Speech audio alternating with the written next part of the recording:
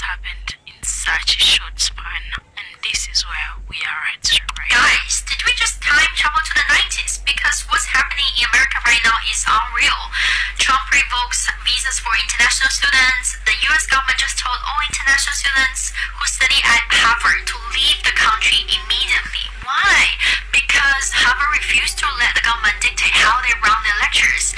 They pushed back against political interference. And the response, kick out every international students. No warning, no humility. Imagine you worked your entire life to get into your dream school, and yes, you made it. You moved across the world, new language, new culture, new home, just to be told, get out. All because of politics. The trade wars, student bans, what's next? I won't be surprised by anything anymore. For insane tariffs to this. This isn't democracy. It's starting to look like dictatorship. Is it because the country has beef with Trump and those ridiculous tariffs that the federal judge blocked, or what? Isn't it? Wouldn't this be classified as this discrimination move? It never ends, you guys. On May 28, 2025, Marco Rubio announced that the United States will begin revoking visas for Chinese students, particularly those with connections to the Chinese Communist Party or studying in critical fields, which is extremely broad, you guys. The administration has also just halted new visa interviews and plans to intensify vetting of applicants' social media activity. Now, approximately 277,000 Chinese students are currently studying in the United States, making them the second largest group of international students. This policy shift has raised alarms among universities and advocacy groups, warning of diminished international academic exchange and economic impacts as foreign students often pay full tuition. Visas for Chinese students, particularly those with connections to the Chinese Communist Party or studying in critical fields, which is extremely broad, you guys. The administration has also just halted new visa interviews and plans to intensify vetting of applicants' social media activity. Now, approximately 277,000 Chinese students are currently studying in the United States, making them the second largest group of international students. This policy shift has raised alarms among universities and advocacy groups, warning of diminished international academic exchange and economic impacts as foreign students often pay full tuition. Their university tuition fee per year is from $25,000 to $90,000. Let's say it's average $40,000. That's $11.6 billion a year. If you add up living expenses, rent, it could range from $20,000 to $40,000, depends on, your lifestyle. Catastrophic and unprecedented $12.5 billion loss for tourism. You heard me correctly, $12.5 billion loss just in 2025. This is going to be catastrophic for the United States of American tourism.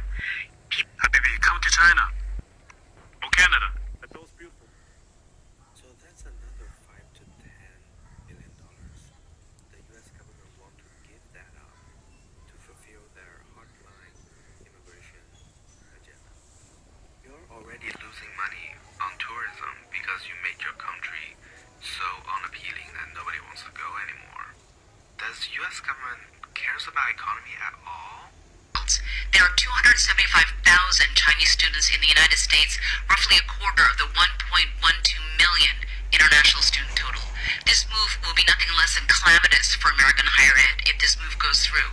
Universities on the East Coast, New York University, Columbia University, Harvard, Northeastern, University of Pennsylvania, as well as universities on the West Coast, USC, the UC System, UCLA, UC Berkeley, UC San Diego, as well as universities in other parts of the United States, the University of Illinois, Urbana-Champaign, the University of Wisconsin, the University of Texas, A&M. These universities have significant international student populations, and amongst them, a lot of those are from China.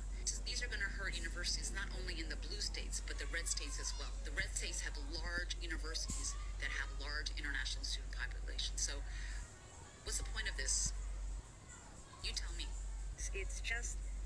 so dumb. It's stupid. Because right now, the only one winning with all this is China.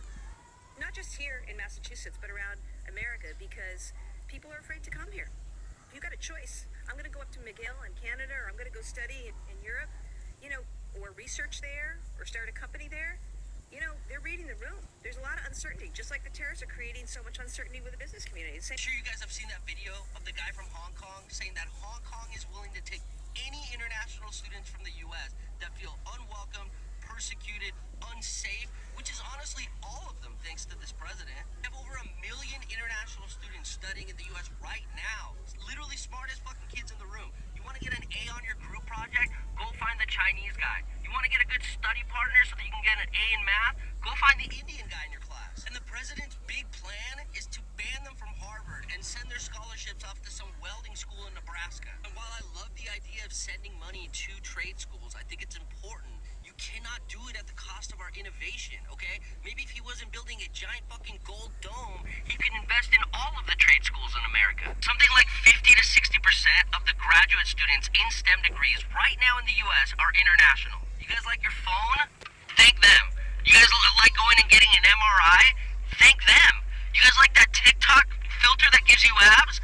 That was probably an international student on an F1 visa. Now Hong Kong is like, hey, if the U.S. is being weird, come on over. And if I was a student, I'd be on the first fucking flight. Guys, they have free housing. It's an international hub, and they got bomb-ass dumplings. China isn't stealing our future. We are handing it over to them on a silver platter, all because Barron couldn't get into fucking Harvard. At this point, they just need to make t-shirts for the people on the right that say, make China great again, because that's all this president is doing, and you guys are enabling him.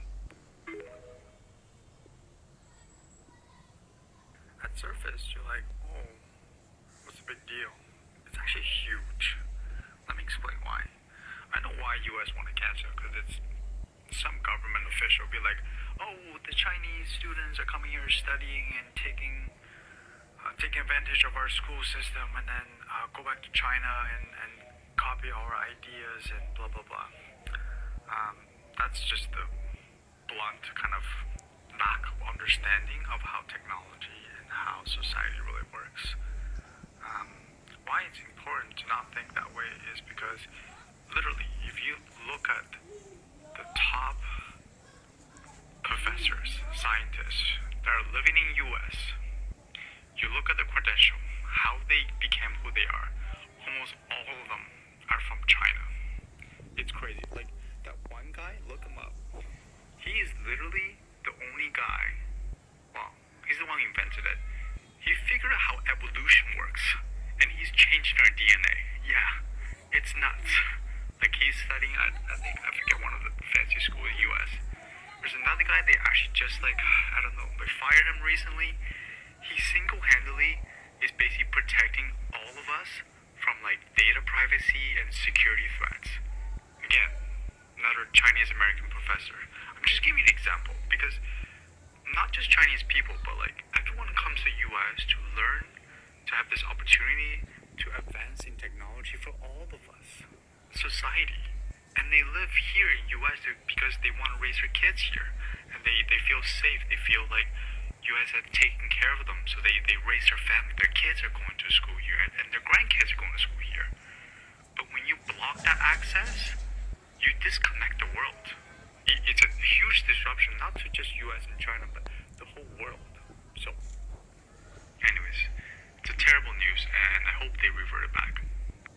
U.S. will not tolerate Chinese exploitation of universities, theft of research. As someone who exploit university and steal research, I want to come clean, okay? So for all the exploitation I did in the university, I repay by teach in the university. Okay, one Chinese, took maybe 20 classes in the university I went to, but I taught like 200 classes to mostly American. They all appreciate that. So I guess I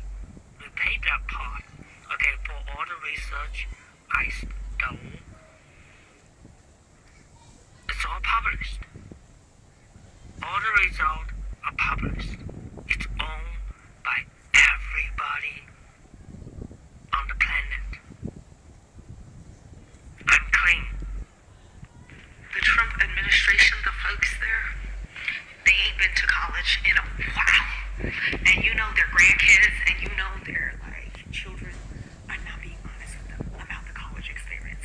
Because right now they're trying to limit specific Chinese students from coming here, where, keep in mind, the majority of the kids coming here, especially for bachelors, they're loaded. These are the kids that rent the high rises, that buy tons of Chinese food that we know because we have Chinese restaurants. And they come every freaking day. They're loaded to the brim with money. If you work in the auto industry, you know this. If you work in the high-end fashion luxury game, you know this. Chinese people from China are out here buying Lamborghinis, they buying BMWs, they buying Mercedes, G-Wagons for their kids. Most of all, in cash. This is what's happening. We know this. They're the ones coming in here friggin' buying purses that are worth thousands of dollars.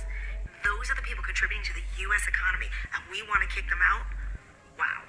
They basically buy up and live in all of these luxury high-rises all over the country. It's quite a big business. Apparently, there's 270,000 international Chinese students specifically. So now they're going to limit people arbitrarily, whatever have you. But really, who are they hurting? They're not really protecting the industries they think they're protecting, because the majority of people coming here, they're coming here for not bad, right? Drone technology, China is better than the U.S. Robotics, autonomous driving, China's already had the game. So what are they really coming here to steal? Infrastructure, it's already better.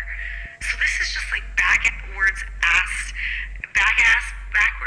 move. It is ass backwards, whatever that phrase is. It's insane, because all they're doing is hurting other Americans. We are the ones that profit off of these international students. This is why I never liked investing in student housing. It's because I always thought there's going to be one day where people realize the entire U.S. education system is basically full of shit. People really aren't learning any groundbreaking information. And that's why I never invested in real estate near schools. Because I'm I never know when this school business is all of a sudden going to shut down. Because they're just, it's how the scam. Those, if you know, you know. So, anyways, I just think the whole thing is hilarious. Because it's just yet another great example of us shooting ourselves in our own foot. So I saw a video this morning about Donald Trump banning all new international students from enrolling at Harvard. This just really reminded me of the time when I entered the US while I was a student studying in London. And I got pulled into secondary inspection and it was freaking traumatizing. So story time. So this was in 2017 during Trump's first time in office. And I was studying in London at the time. I'm Korean, so I have a Korean passport, but I had actually the green card equivalent for the UK. My boyfriend, who was also living in London, had gone to New York on a 2-week work trip. So his hotel and his food was all pumped for by his company. So I was I'm probably never going to be able to do a New York trip this cheap, not having to pay for accommodation. So I found some very cheap flight tickets. So I just decided to book a long 3-day weekend in New York to join him. So I land at Newark and I'm going through customs and the guy is checking my passport. And then he asks me, why have you been to the US 4 times in the last 6 months? And I was what? I haven't. This is my second time into America ever. And he was no, it says you've been here 4 times in the past 6 months. And I was maybe you're mistaking me with someone else, because I don't know what to tell you, this is my second time. And he was stop talking. He passes me off to another guy and then I get pulled into secondary inspection, where they tell me I cannot use my phone, cannot be on my phone. And I probably sat there for about 45 minutes, literally not being able to do anything. So I'm just sitting there kind of getting anxious and annoyed at the whole situation. And then finally an officer comes and then they pull me into a smaller inspection room. And 2 officers are there. They put my passport down on the table. They're what are you doing here? How long are you staying? So I told them all that. And I thought, as long as I explained myself clearly, I thought this was going to be just quickly finished and done with. But no, I was sadly mistaken. They started asking me all sorts of the most invasive questions ever. They were how long have you been with your boyfriend? Are you guys married? Did he pay for your ticket? How are you affording this ticket? How much does your family earn? How much does your dad earn? My family's in Korea, but I'm studying in London. And he was how are you affording that?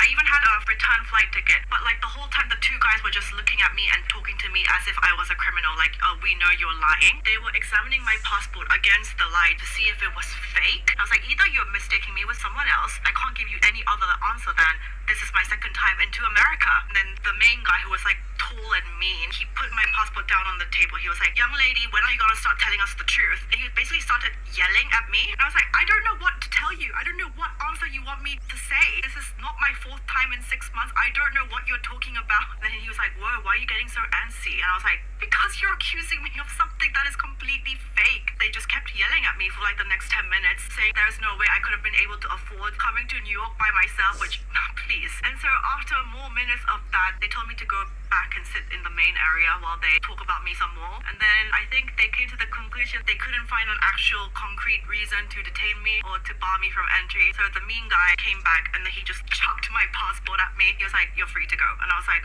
I just took my passport and I just went out and I just immediately called. That was so freaking horrible. This has deterred me from ever wanting to come into America ever again. But I did hear murmurings even back in 2017 that going through customs was getting a lot more tougher now that Donald Trump was in office. And I see it happening now again. And then I see the Harvard thing this morning. Yeah, weird times. For context, I'm ABC. Live in the States for almost 2 decades. And I've seen it with my own eyes. How Chinese international students get treated in the US. You speak English with an accent, people will either ignore you or laugh behind your back. And then they are all confused, like, why don't you integrate?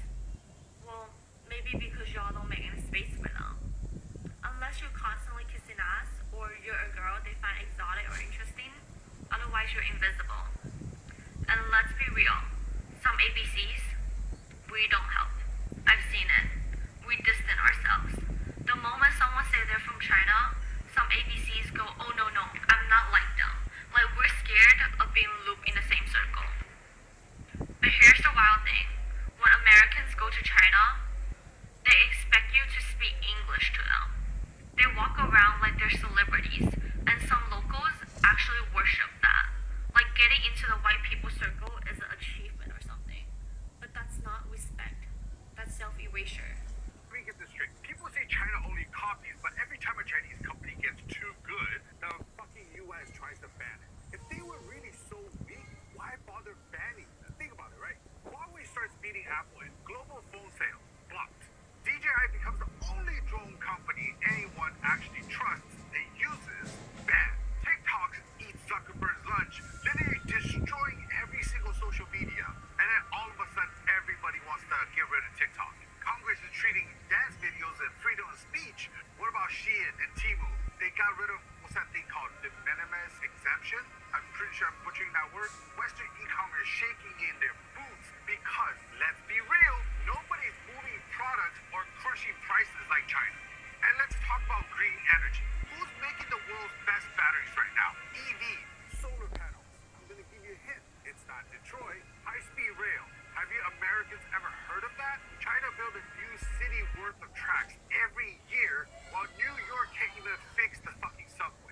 And don't even mention how China's going to debt to put up all these train tracks. That's what the government is supposed to do with your tax money. And yet, every time China actually dominates, suddenly it's not fair. National security.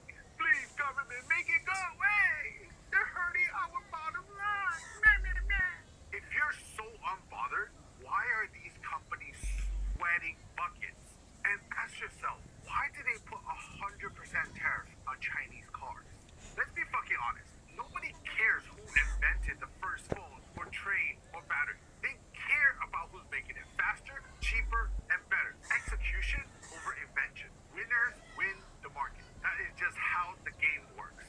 That is what you call free market. So keep calling China a fucking copycat. Just don't forget, when the copy beats you at your own game, it's not cheating. It's just evolution. And apparently, evolution scares the hell out of Westerners. Or should I say, Western companies. That was it about this compilation. I hope you've enjoyed it. It has been an informational compilation. I hope you're learning as well. Unfortunately, I'm not a politician. I love education, I value education, but now when politics start getting into the field that I love, I have no say. But I hope that the lines will be drawn so that you don't ruin the future of our children. One thing I know about China, they value education. Education has moved them to where they are right now. They have been able to educate their people. They're offering scholarships. That's why they are able to get to where they are, because they value education. Breaking news: America bans Chinese students from studying in American university. Is that good news or bad news? Who is going to be the loser at the end of the day? Remember, America earns $44 billion from international students. The Chinese students are around 200,000 in this university in America, and literally they usually pay in cash, whether their accommodations, food, tuition, they usually pay in cash. Most of these Chinese, they usually come in, especially for whether it's middle class or upper class or even lower class, they usually come in prepared when they travel abroad. When they come to American university, they usually prepare. The families have made sure that they have enough money for the kids to study in America. And now, today, America is refusing, banning the Chinese students from learning in their university. Some are saying they are stealing their research technology and take it back to China. Others are saying, oh, Chinese are copycats. You can call them names, but at the end of the day, the reality is America is losing over $44 billion through international students who are learning in American university. That is a lot of money. Let me not lie, that is a lot of money. And as much as people are saying, oh, it's okay, others are cheering, remember there are people who are depending on these international students for accommodation, to survive, because they are literally renting out these houses, food, you know, and many other sectors. So when you ban these international students, some people are going to be affected. Not only some, majority of people are going to be affected. Remember, this economy is interconnected. So University of America are going to suffer because most of them depend on these international students' tuition money to support the university running activities. So if there is going to be a budget hole, who's going to cover it? Who is going to cover it? Is it the government? Or are they going to ask for private funds? Who knows? Only time will tell. But at the end of the day, what America is doing right now with this refusal of Chinese or international students getting visas to learn in American university is going to affect people overall. Remember, right now the world is operating on a global village. Right now, as we speak, we are operating on a global village. Whatever is happening in America is going to affect other parts of the world. Whatever it is happening in China is going to affect other parts of the world. That is the reality. Whether it's technology, whether it's education-wise, people share information, people share technology, people share information. And of course, when we innovate, usually we share information. And of course, one sector will do one thing, they'll innovate something, and the other sector will innovate something, and we have this breakthrough technology, and then people benefit the whole world. Right now, we have the alt technology. We are every day, every morning, we are hearing, oh, China has developed this new technology, oh, America has developed this new technology, and who are going to benefit? It's the people, the world at large. So if you are going to destroy, or should I say you're going to restrict other people from learning from your university, then other countries are going to benefit. Right now, I'm saying Canada has offered to take in Harvard students. China has accepted to accept Harvard students who have been, or other students who of international who have been denied entry at Harvard University. And I'm seeing, well, also Germany have stepped in, and other parts of the world. So if these bright students are going to go to other countries, so what's going to happen to America? Of course, America is going to lose out in the long run, because at the end of the day, these bright students that you're having in America are the ones who are literally making America great. Only time will tell whether this is a good thing or bad thing. Let me know what you think. What is your thoughts about it?